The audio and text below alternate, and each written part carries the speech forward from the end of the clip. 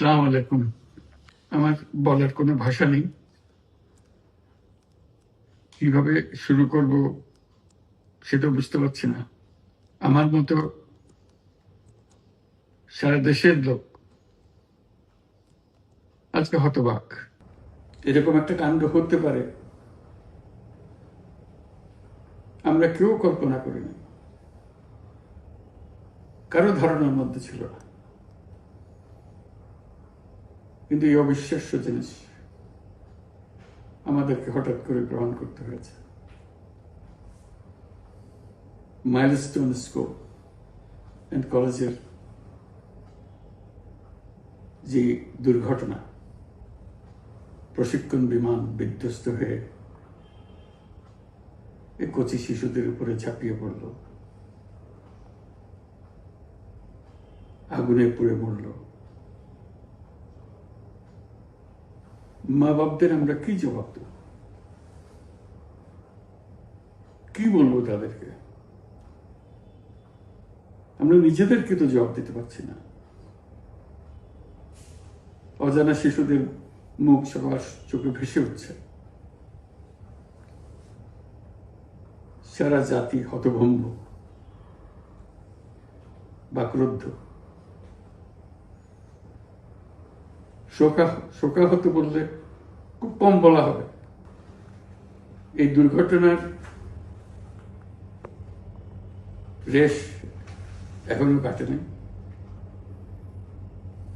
এখনো লাশ আসছে হাসপাতালে,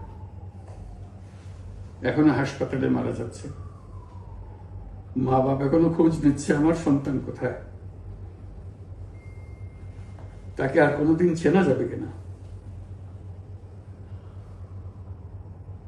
যাদের লাশ দেখছি তার মধ্যে আমার সন্তান আছে কিনা পৃথক করার তো কোনো উপায় নেই।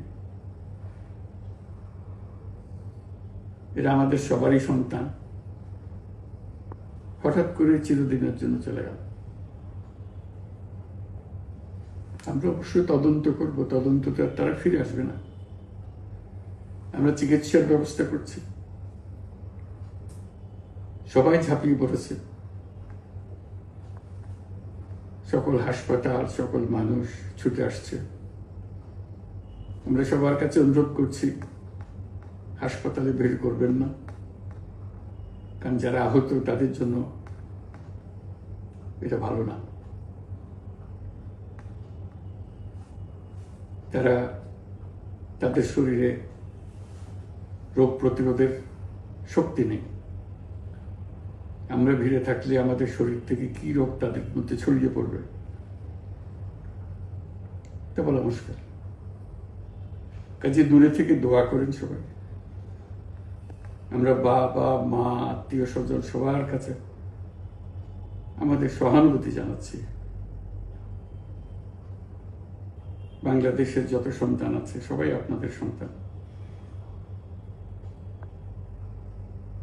আমরা নিজেদের মনকে সান্ত্বনা দেওয়ার চেষ্টা করুন। আমরা সবাই নিজেদের মনে সান্ত্বনা দিচ্ছি, কিন্তু আপনাদের সান্ত্বনা বিরাট ব্যাপার।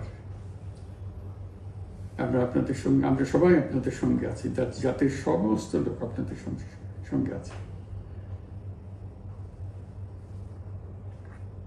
আমরা তাদের জন্য শোক দিবস ঘোষণা করেছি। আগামীকাল শোক দিবস। আমরা সবাই মিলে তাদের কথা স্মরণ করব, তাদের আত্মার শান্তি কামনা করব। আজকে থেকে সবাই তাদের আত্মার জন্য, তাদের রুহের জন্য মাগফিরাত কামনা করব। আল্লাহ আপনাদেরকে শান্তি দিন। আমাদের জাতির সবাইকে, যারা এই দুর্ঘটনায় বিধ্বস্ত,